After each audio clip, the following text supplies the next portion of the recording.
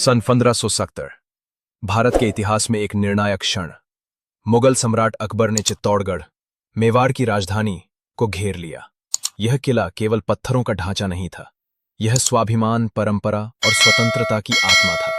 महाराणा उदय सिंह को सुरक्षा की दृष्टि से पहाड़ियों में भेज दिया गया था, लेकिन चित्तौड़ को बचाने के लिए किले में डटे थे दो असाधारण योद्धा, जयमल मेड़तिया, मारवाड़ के मेड़ता से, और फत्ता सिसोदिया, चित्तौड़ के एक वफादार राजपूत सरदार।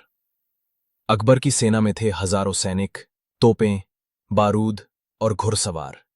किले में सीमित साधन, लेकिन असीम साहस। 90 दिनों तक लगातार युद्ध हुआ, लेकिन जयमल और फत्ता ने मुगलों को किले की दीवारों से दूर रखा।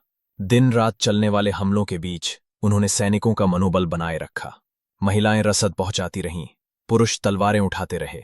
पूरा चित्तौड़ युद्ध भूमि बन चुका था। एक रात जब जयमल किले की टूटी दीवार की मरम्मत कर रहे थे, मुगल तोपची की गोली उन्हें लग गई। वे घायल हो गए, लेकिन हार मानना उनके संस्कारों में नहीं था। कहते हैं कि घायल जयमल अपने साथी की पीठ पर बैठकर युद्ध करते रहे।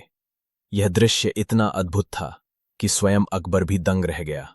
अकबर के इतिहासकारों ने लिखा कि जयमल की वीरता अद्वितीय थी।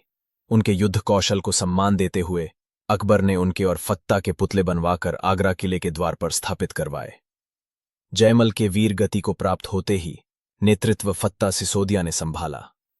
उन्होंने अंतिम युद्ध तक चित्तौड़ की रक्षा की, लेकिन जब किले की दीवारें टूट गईं और मुगल भीतर घुस आए, तब उन्होंने भी रणभूमि में वीर गति को प्राप्त किया। उधर हजारों राजपूत महिलाओं ने जौहर कर लिया, अग्निकुंड में कूदकर अपनी इज्जत की रक्षा की, लेकिन शत्रु की दासी नहीं बनी। चित्तौड़ जल उठा, पर राजपूती अस्मिता अमर हो गई। लोक गाथाओं में अमर राजस्थान में आज भी गाया जाता है, जयमल फत्ता रण में जूझे, चित्तौड़ की दीवारों पे भूले नहीं, लहू से सींचा स्वाभिमान का फूल। अकबर भी कह उठा, ये मिटे नहीं। जयमल और फत्ता की जोड़ी केवल इतिहास की घटना नहीं, आत्म